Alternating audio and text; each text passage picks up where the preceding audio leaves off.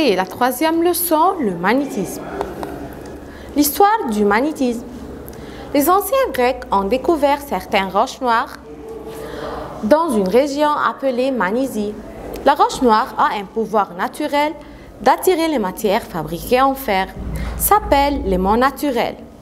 Actuellement, il est reconnu que l'aimant naturel est un minerai de fer connu sous le nom de magnétite. Notez bien, l'aimant naturel, c'est le magnétite, c'est une roche noire qui a le pouvoir d'attirer les matières fabriquées en fer. La région s'appelle Magnésie.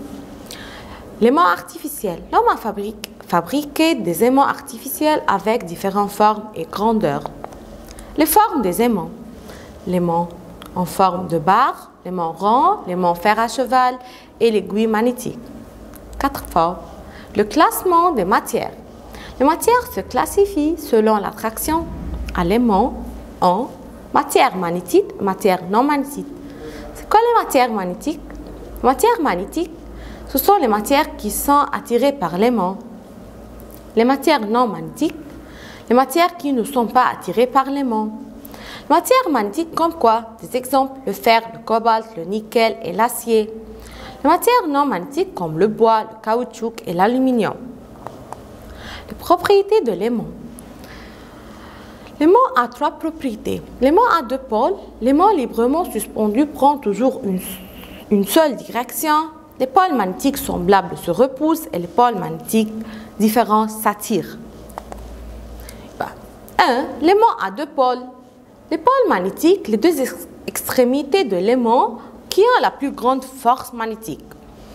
Cette force magnétique diminue graduellement jusqu'à ce qu'ils disparaissent au milieu.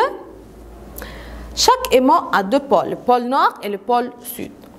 Deuxième propriété, quand on suspend un aimant comme ça, librement par son milieu, un de ces pôles indique la direction nord, c'est le pôle nord de l'aimant, et l'autre pôle indique la direction sud, c'est le pôle sud de l'aimant. La loi d'attraction et de repulsion.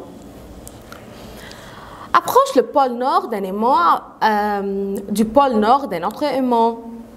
Que se passe-t-il? Il se repousse, s'éloigne. Approche le pôle sud d'un aimant du pôle sud d'un autre aimant. Que se passe-t-il? Il se repousse. Approche le pôle nord d'un aimant du pôle sud d'un autre aimant. Il s'attire. Attraction. La loi d'attraction et de répulsion énonce que les pôles magnétiques semblables se repoussent et les pôles magnétiques différents s'attirent. C'est quoi le champ magnétique? Le champ magnétique, c'est la région qui entoure l'aimant où apparaît l'effet de sa force magnétique. C'est quoi la force magnétique? C'est quoi la force magnétique? Ou le magnétisme, le nom de la leçon. C'est le pouvoir de l'aimant d'attirer les matières magnétiques ou les matières fabriquées en fer. Cette force est une force invisible. À la fin, la boussole, c'est une aiguille magnétique qui est un petit aimant léger qui tourne librement autour d'un axe fixe. Quand elle se stabilise, c'est-à-dire devient stable, son pôle nord indique le nord géographique par le médecin anglais William Gilbert. L'usage de la boussole. Les marins et les aviateurs utilisent la boussole pour déterminer les 4 points cardinaux. Complète. L'aimant naturel est une roche noire. L'aimant naturel est un minerai de fer, connu sous le nom de magnétite.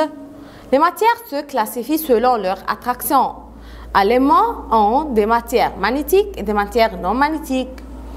Ce sont des matières magnétiques, le fer et le cobalt. Matières non magnétiques, le bois et le plastique. Le pôle de l'aimant qui indique la direction nord, c'est le pôle nord de l'aimant. La partie de l'aimant où s'élève la force magnétique, ce sont les 2 pôles magnétiques de l'aimant. Et merci pour votre attention. À la prochaine.